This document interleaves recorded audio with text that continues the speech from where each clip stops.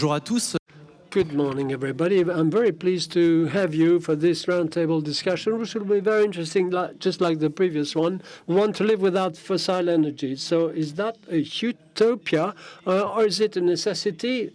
Well, figures do not lie, and the world has never consumed more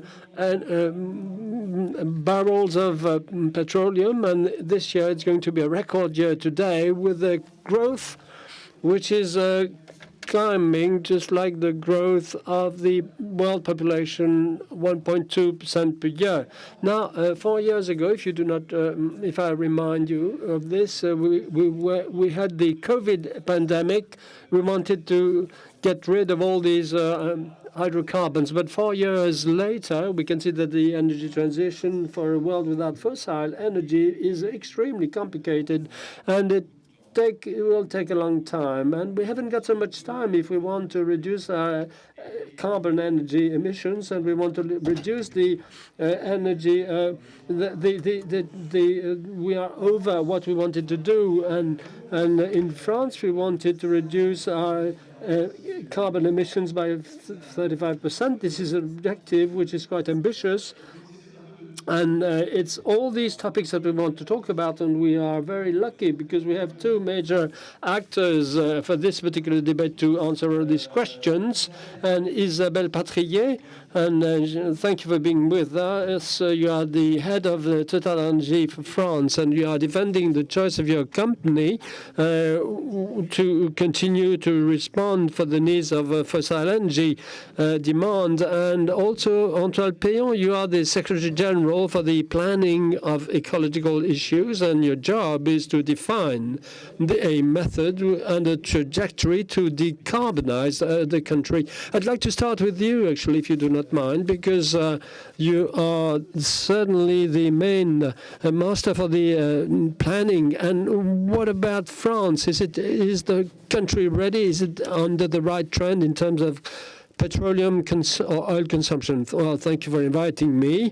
And as you said, we have a challenge here. We want to reduce our green gas emission, and we want to reduce drastically or dramatically our consumption of energy. Yes.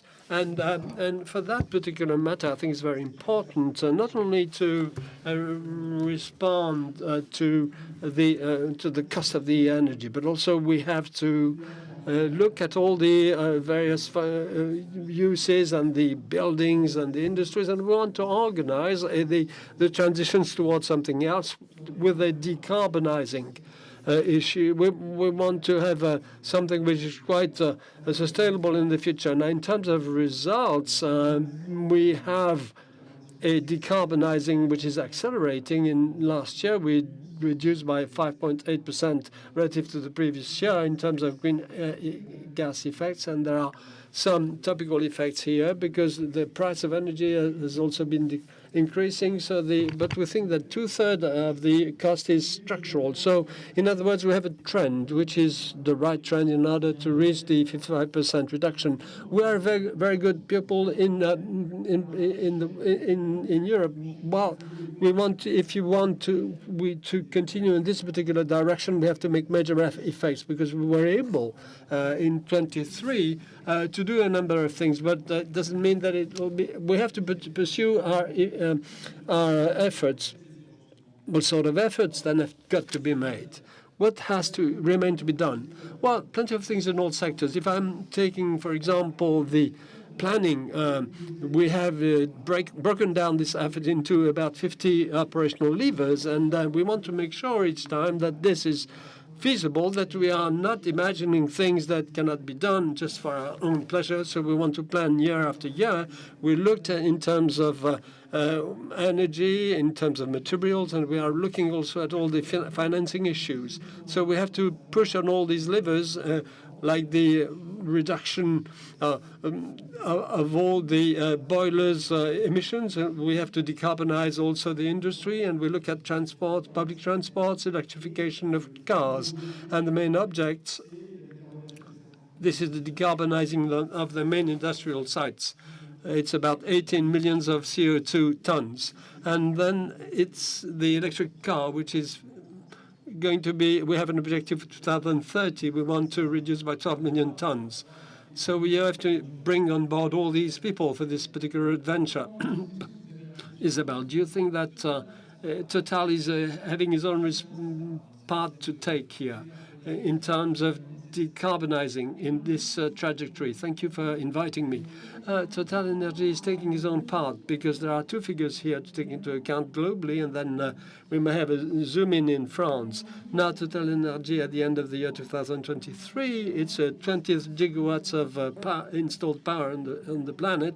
It's about half of the nuclear energy in France. Total Energy was 5 wind farms before. So we do take our own parts, and it took us 100 years to be a pioneer, to have a major positions in petroleum and gas, or oil and gas. And after 10 years, we're among the top 5 in terms of electricity and for the world, in the world. That's how we were ranked in 2023. We do take our own parts. Now, in France, it's the same because we are supporting all our customers in their own mobilities for tomorrow, which is decarbonized mobility. As you were saying, there's a planning trajectory for France, and in this particular thing, Total Energy, sector after sector, is taking its own part. So we do have our own industrial sites that we are decarbonizing. We have decarbonized about half of all our refineries in France, and by transforming them, and we are reducing the CO2 emissions. And if you have, we are doing that, and we want to reduce the hydrogen emissions as well, in order to have green hydrogens. All the uses that we can decarbonize, we do that, and we are supporting our customers in this with these new molecules, with the biofuels, and also for the planes. And we have the first unit which will be installed in about 2 years. And we have a number of research establishments in France, and so the offering exists. And the French know that they can convert their own uses to reach the trajectories that have been determined for France. Still, in the opinion, you still have this problem that you have to be convinced. Why is it that people do not see that? And why is it that your image, your corporate image, is not exactly what you are describing today? Well, because I think that today, on the planet, you have 80% of all the energy which is fossil based. And on the French territory, you have 38 million vehicles that are functioning with oil and petroleums, and you have the boilers, and you have all the fuel-based boilers, and you have an energy ecosystem which is it's about 60% still in France. So, in other words, we want to decarbonize. We are dreaming about all this. We want to do it quickly. We have a trajectory which is net zero emissions into 2050. We are in, and there's a break here, and there's a transition that we are doing. So we have a pace to follow here, because just like you, we are not going to change our boiler or our vehicle right now. We are not going to do it in the same year. But it's a matter of pace. So you need to have all these planning indicators, as indicated by Antoine Pellion as well, because if you look at all the sectors, you look at the ambitions, the objectives, and this is how you're going to reach them. Because you have to rely on objectives. You are going to invest in order to fulfill that.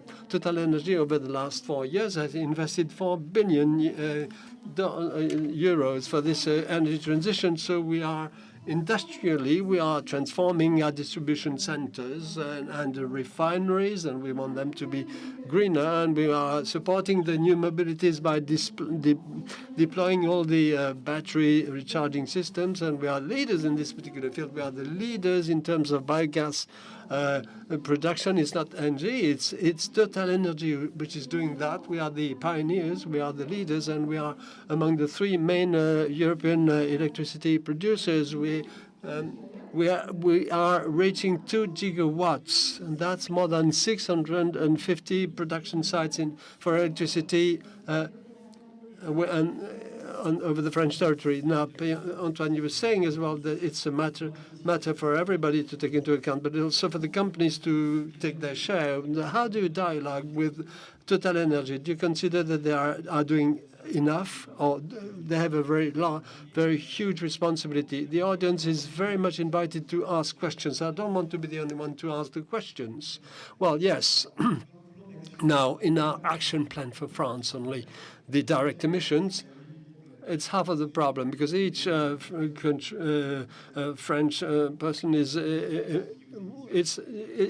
associated with the emissions of the country. So direct for 2030, half of the reduction should be done by the companies. I'm talking about logistics, I'm talking about the industry, I'm talking about the buildings, tertiary buildings and commercial buildings. I'm talking about energy production as well in this package, and I'm also referring to the waste management. It's about 50% reduction. Now, concerning Total France, I think that you were asking about the involvement of the citizens. I think this is a topic which is major in terms of consistency. And I think that it has been scientifically established that in order to reach or to master the climate change in the world, we should stop the quantities of oil that are extracted in order to have a global emission which is higher than what it should be in terms of a global objective. Now, what does that mean? That it's all in the hands of the petroleum companies? You have to reduce the use of the fossil energy. And it's not only, but our national company has done more efforts than the other companies in the world. The other majors. Well, given the magnitudes, as we were talking about the funding of for these fossil energy alternatives, there are good and bad news, because you have to roll out a number of things that are fundable. In terms of profitability as well, you have to take this into account. There's plenty of topics on which this is not the case. And even if we were doing green funding or finance, it's not a topic if there's no profitability at all. It's a matter of subsidies and funding. And I think that it's true for many companies that there's a collective effort to be made here on the part of the citizens and the public authorities. If you want to improve these solutions that we are bringing to people, because Laurence was saying that people should be able to choose decarbonized alternatives. But then, of course, in terms of insulations of the houses, I think we could do more. Yes, you are very practical. Thank you. What are the breaks? How can we decarbonize in our daily life? What about the households and what can they do? What is preventing them from doing more? As Laurence was saying, in our plan, we have the reductions that are due to the households. It's about 1/4 of the global effort. So half is from the company, and then is the public authorities, the state, but also the local authorities. I think this is very important, because sometimes we have the impression that as a citizen we are asking a lot from us, and it seems unfair because there are. But then if I were to caricature, it's 75% of the efforts for the big powers and 25% for the users, and it's through the households, mobility, and feeding. And I think this has been said in the roundtable discussion as well. It's part of the individual choices that have to be made, but have to be constrained by the supply, by the common transports, by technological solutions, and also it's not because I'm choosing to drive my car, but then if all the cars want to change, all the people want to change their cars, can they do it? Because the fleet is about 36 billion vehicles, but then we cannot change it all at the same time. So it takes a little bit of time. And with cost of access that are for the electric cars that are fairly high. Well, you have to look at this from a very pragmatic point of view. I'm not saying that everybody should be changing their cars by 2030. It's about 15% of the fleet, which will be 85% of the cars will be non-electric by 2030, but we will have reduced by 50% our emissions. I think this has to be taken into account. And also, these electric vehicles are new. There's no depth for the market here, so it's not all households that are going to buy these new cars. But then in terms of complete cost, if you average the maintenance and the charge, it's twice less expensive than a fuel refueling. So then we are reaching parity with a certain subsidies from the states. From an economic point of view, because we're talking a lot about leasing, and the main break is if you have a leasing, it's easier. So there are solutions. This is what I mean.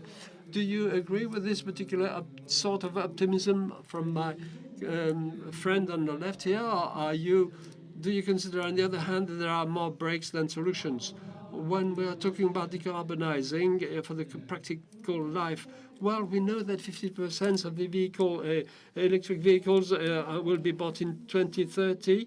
It's about 1.5 million vehicles sold each year till 2030, against 300,000 today. So we have to accelerate. This has to be done through the infrastructures. It has to be said, because I just would like to give you the ideas. We are transforming all our service stations on the highways or on the main by having some terminals, recharging terminals, and we have a hub in Toulouse. We have 16 high-power hubs with 4 megawatts. A household is about 12 kilowatts. So, in other words, these are infrastructures that have to be developed, and then a major infrastructure in terms of power.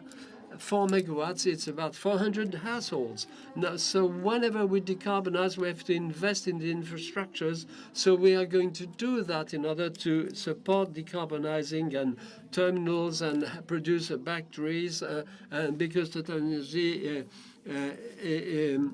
is producing its own batteries in order to decarbonize. We have to invest in the infrastructures. So the energy transition, it's a collective. It has to be done by all of us. It will be the state, the companies, the individuals. So in other words, it's interesting because the distributors and this, are you on the same wavelength? No, they are not bad pupils. They have their own share to take, but apparently they haven't been able to do that yet. Well, I think it's very important to look at the figures, because France is one of the most equipped country in terms of battery rechargers, and so we look at the terminals. It's about 100,000 that have been installed, but you have to look at the use. It's from the house to the place of work.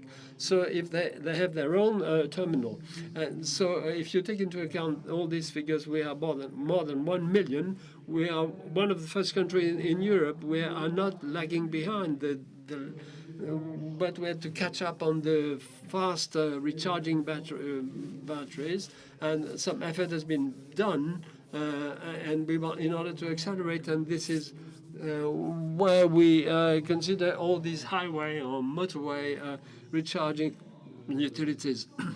Well, we're looking at the electric power. So one question from the audience, which I think is very interesting, it's for you, Isabelle. Why should we not promise bioethanol for vehicles in order to accelerate the transition? We cannot see a lot of advertising for this type of fuel. Well, still, this is something which is good, because you can decarbonize about 60 to 80% of the conventional diesel petroleum, and you can convert to a bioethanol vehicle. And Total Energy in France has got about 900 service stations equipped with this bioethanol. And I think definitely there aren't so many, there's no promotion for this bioethanol, but we have found there's an increase of about there's an increase in the use of this particular type of fuel on the part of the users. So it's working, and there's enthusiasm, because you can keep this vehicle, which would you just use a little housing which is about 1,000, a little box, and then you can install this. And it, well, bioethanol is and bioenergies is a very and biomass. This is a very interesting topic. But if you want to transit, what does it mean? We want to in practice, you want to have to be more sober. We want to reduce the consumption of energy, but also we want to switch to decarbonized energy. And you have to do that through electrification, and we need bioenergies to do that. And what we want to do, we want to get the right topic, because you have to start from biomass. So this is the analysis that we have done in our plan. What shall we be? What can we do? What are our resources in terms of biomass? So we have our land, we have our agricultural land and forest, and this is subjected to climate change. Like the French forest is not performing well because it's very important to take this into account, and we haven't got such a big resource. And if you look, we'll not do the complete demonstration, but if you look at what we have done, you can see that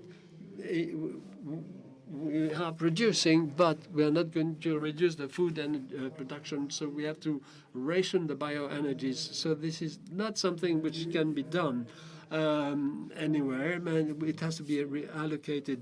Now, we are not promoting the bioethanol because there are alternative solutions like the electric vehicle in order to decarbonize. But for the heavy transport, things are evolving and it's not so easy. So there is more convenience for the juggernauts, for the major lorries, and there are less alternatives. So this is what it's a matter of allocation, but it illustrates why we need a plan and what are the topics, structuring topics to be considered.